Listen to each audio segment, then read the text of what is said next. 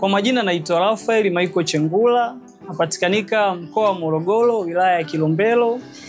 Nafanya kazi katika duka la Chengula Farm Solution nikiwa kama meneja. Katika swala zima kutoa huduma kwa wakulima, tunatoa huduma kama aina 3 kubwa, ikiwa kuuza mbegu, pia ikiwa kuuza mbolea na kuuza viuatilifu. Lakini pia tunatoa huduma ya training kwa wakulima mbalimbali. Pia tuna demo mbalimbali ambazo tunawatrain wakulima wajifunze kupitia kwetu sisi jinsi gani kupata mafanikio kutoka kwenye kilimo. Nimekutana na mradi wa FTMA mwaka 2023.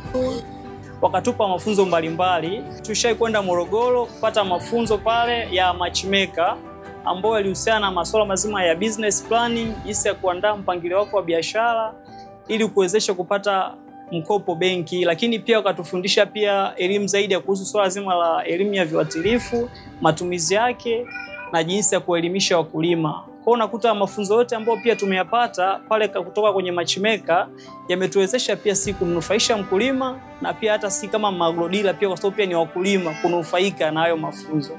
Licha hivyo pia kuna mafunzo tuliyapata na World na Aseli Dar es Salaam ambayo ilikuwa ni almost wiki moja.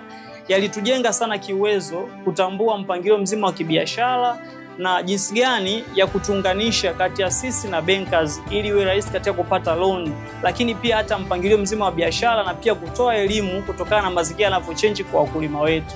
Kwa kiuhalisia FTMA imenielimisha vya kutosha sana kiasi kwamba hata mimi sasa hizi nimekuwa na uwezo wa kuwa na idadi kubwa sana ya wakulima ambao wanapata ushauri kutoka kwangu na inawasaidia pia katika kufanikiwa katika swala zima la kilimo. FTMA naishukuru, imenisaidia vya kutosha sana nikiwa kama muuzaji pia na mkulima. Nikiwa mimi kama mkulima, nilichojifunza kutoka FTMA, nakumbuka katika mafunzo ambayo tuliunganishwa kule Dar es Salaam, walitupa somo moja kwamba kwa mwaka jana kulikuwa na msimu wa mvua nyingi sana ambao zilisumbua wakulima wengi sana hasa katika swala zima la kilimo. Tukaambiwa tusitegemee kwa mwaka unaofuata tutakuwa na mvua nyingi tena. Kwa kupitia hiyo ikatupa kama somo kujiandaa tukiwa kama sisi wakulima kwamba tuandae mbegu ambazo zitakuwa zinaendana na hali ya mazingira ya hali ya hewa. Kupitia FTMA imeniwezesha kuwafikia wakulima 1500 kwa njia mbalimbali. Njia moja hapo katika masomo yote ambayo FTMA walikuwa watukutanisha na tunajaribu kufundishwa pamoja,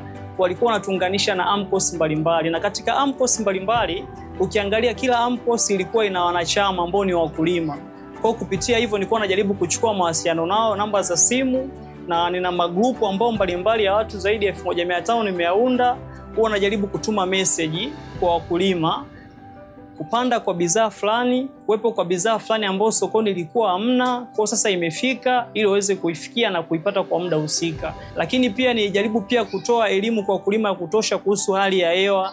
Na kuna wale ambao kiuhalisia walikuwa hawana uwezo wa kumiliki smart. Kwa kukuta mtu kabla hajaenda kutumia leo kwenda kutumia kiuatilifu au mbegu fulani, anakuja kwa kupata kujua utabiri leo unaendaje, ambao kiuhalisia ukiangalia kwenye simu inakuwa ina predict kwamba leo kuna mvua, basi nampa tahadhari, itakuwepo lakini kwa asilimia fulani.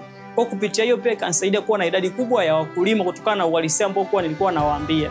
Kushiriki kwangu kwa FTMA kumeletea manufaa mazuri sana ambayo yamenipelekea kufanya ongezeko la duka lingine, ambao kutoka duka la kwanza nikaja kuongeza duka la pili. Yote kutoka FTMA wameniwezesha, nashukuru sana.